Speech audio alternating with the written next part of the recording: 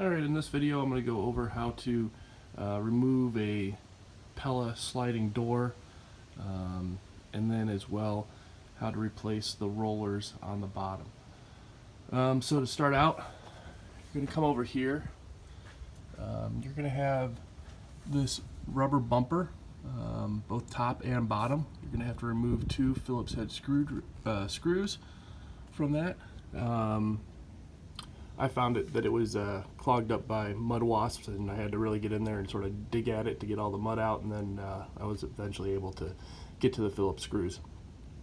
Once you remove those, both top and bottom, you're going to have to get the sliding door to come past this point right here.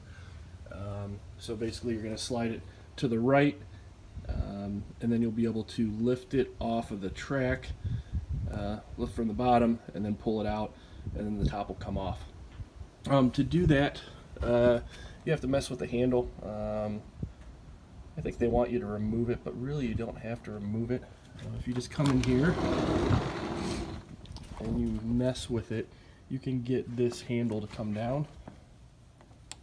This latch here will come down, and then you're able to slide it back far enough. So to get that lever here to come down, you're going to lift up on this lever right here with the door open, and when you do that, you're able to slide that down. Sorry, actually I told you wrong here. You're going to have to slide the door all the way back and then remove these two screws there, and then you'll be able to remove the door.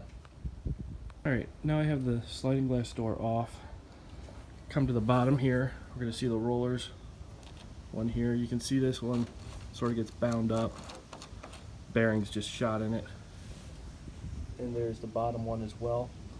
If they aren't too bad, you can probably try and clean them and oil them up and be alright, but what we're going to do is come in here and you can just pry underneath here. You can see I pulled it out once just to see what the issue was. Be a little bit more careful than me, but that should be alright. It'll be hidden, but you can pry these out and they'll just pry right out. And I slid this out here. On the left is the old one, on the right is a new one, so get rid of the old one here, and we're just going to make sure that this screw is to the outside of the door, because up here you can actually reach through then and lift this lift this wheel up and down. So you got to make sure that screws towards the top, and then you'll just work it in. It's a little difficult, but once you get it in there, you'll work it in and bring it back flush right here. So now you can see I reinstalled it. Rolls much better now. One thing that I should mention is I went ahead and messed with it basically. Let me get the other one here. So basically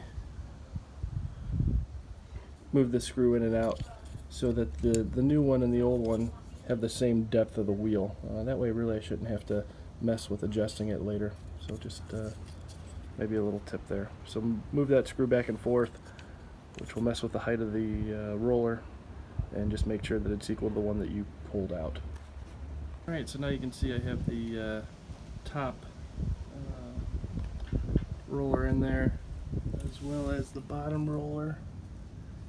And now we'll go ahead and we'll reinstall it into the frame. Alright, so here we are. Doors back in, opens and closes a ton better with the new rollers in there.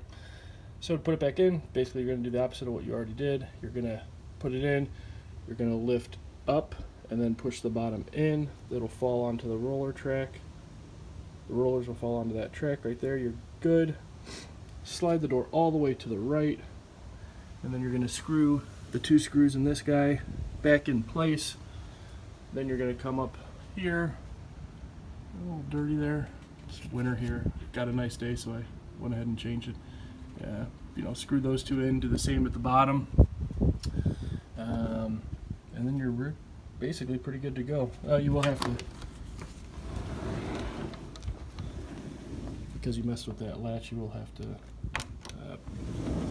push that down and up while it's in the open position to reset it, but it'll reset itself once you do that. And other than that, you're good to go. In the description I will put the part number of the rollers that I used.